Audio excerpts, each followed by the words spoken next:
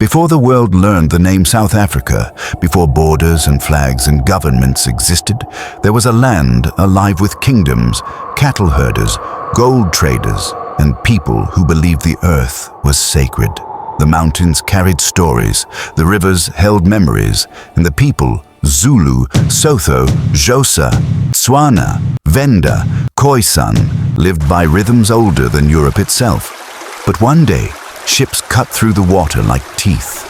Strange flags rose over the shoreline, and a land that had never known Europe suddenly found itself facing a storm so violent, so calculated, that its future would be rewritten forever.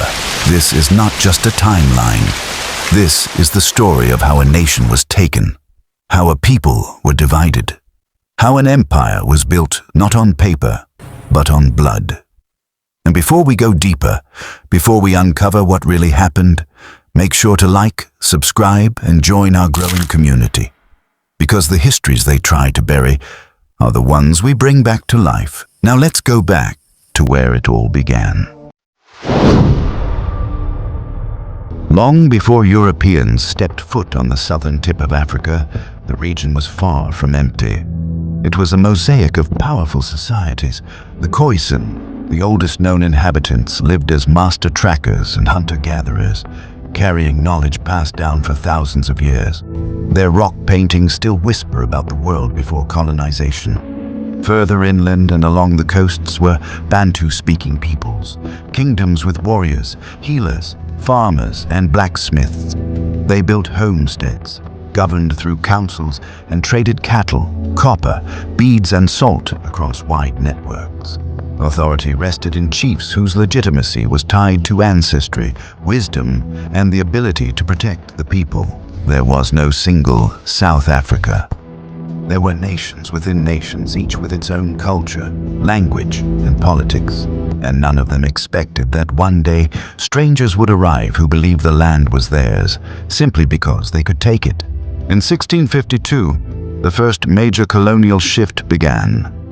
The Dutch East India Company established a refreshment station at the Cape under the leadership of Jan van Riebeeck. Ostensibly, this was just a supply point for ships traveling to Asia, but it soon became something else entirely. The Dutch wanted farmland. Farmland required labor, and labor required control. The Khoisan were pushed off their grazing lands through force and manipulation. Conflict erupted. Treaties were broken. Families were torn apart. The Dutch introduced slavery, importing enslaved people from East Africa, Madagascar, and Asia, people who would later form part of South Africa's mixed heritage communities. Boers, Dutch farmers, spread outward, occupying land, building homesteads, and forming militias. They believed they were chosen by God to take the land, a belief that would later evolve into a racial ideology with devastating consequences. As the colonial frontier expanded, tension deepened with the Xhosa people to the east.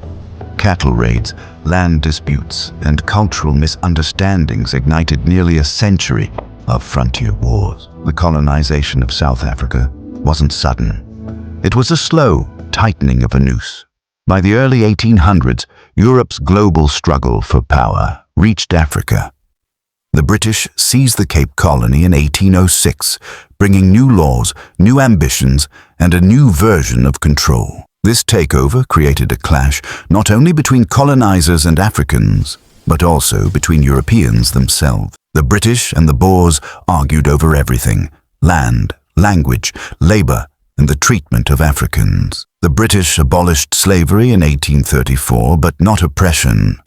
Freed enslaved people were left landless, jobless, and vulnerable. Many were pushed into harsh labor contracts. The Boers, angry at British rule, trekked inland on the Great Trek, establishing the Orange Free State and Transvaal Republic. Meanwhile, African kingdoms adapted, resisted, and reshaped themselves. The stage was set for larger, more brutal conflicts. In the early 1800s, one leader reshaped southern Africa forever: Shaka Zulu.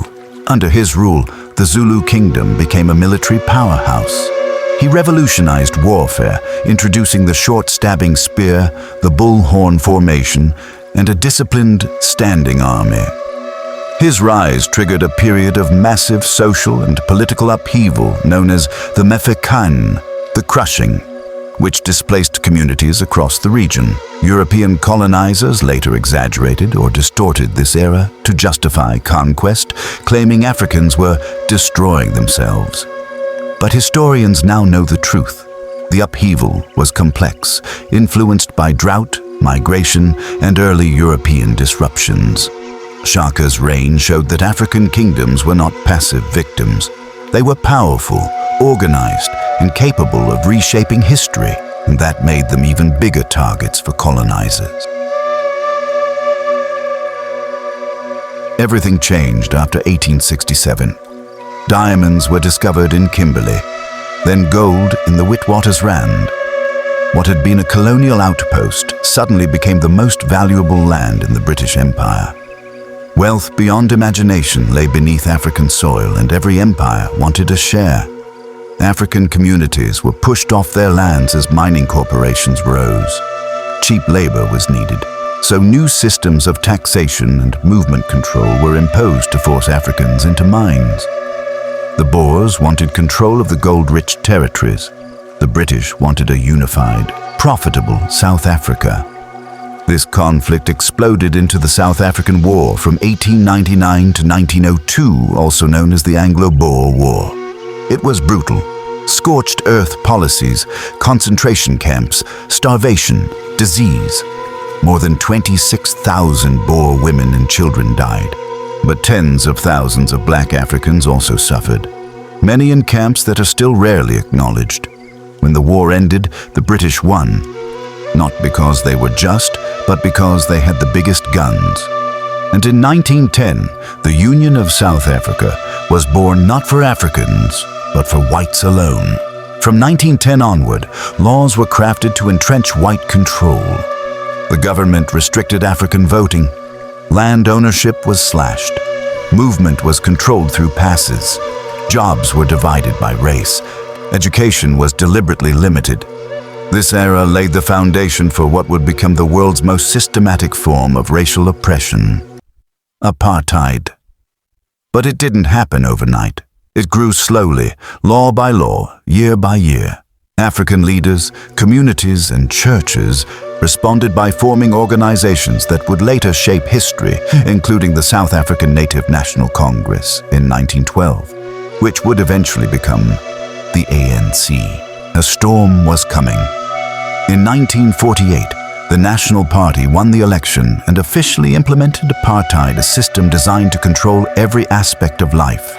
Where you lived, where you worked, whom you married, what school your child could attend, which hospitals treated you, which jobs you were allowed to have, where you could walk. The government claimed this was about separate development, but the truth was simple. Apartheid was about power, about land, about labor, about crushing the majority so the minority could thrive. Resistance grew. Protests, boycotts, defiance campaigns, and the state responded with violence. Sharpeville, Soweto, names carved into the memory of a nation. Young activists rose. Leaders were arrested, others fled into exile. Many were killed. Among those who stood at the center of the struggle was Nelson Mandela, but he was not alone. Oliver Tambo, Steve Biko, Walter Sisulu, thousands of ordinary citizens who risked everything so their children could live free. The world began to notice. International pressure mounted. Sanctions, boycotts, and global outrage slowly strangled the apartheid regime. And after decades of resistance, the impossible happened.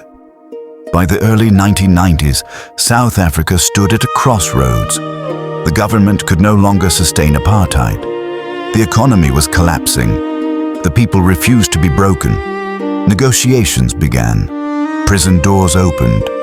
And in 1994, South Africa held its first democratic election. Millions voted for the first time.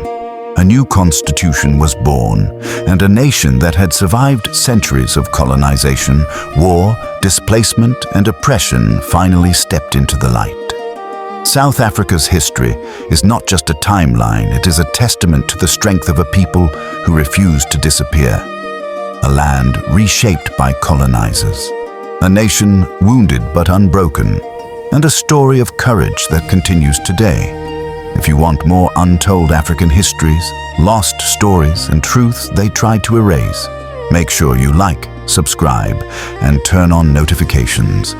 Because the past speaks, and we are here to make sure the world hears it.